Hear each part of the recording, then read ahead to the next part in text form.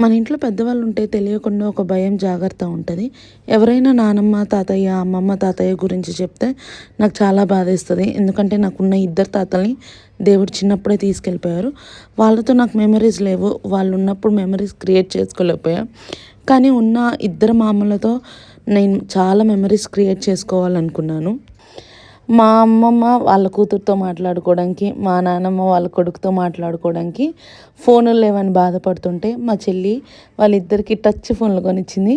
Look at their innocence. వాళ్ళ అమాయకత్వాన్ని మీరే ఈ వీడియోలో చూసేయండి.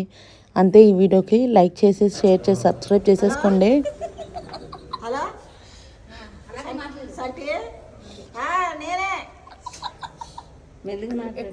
ఫోను నేనే సంటి ఫోన్ మాట్లాడు నేనేనయ్యా నేనే మమ్మీని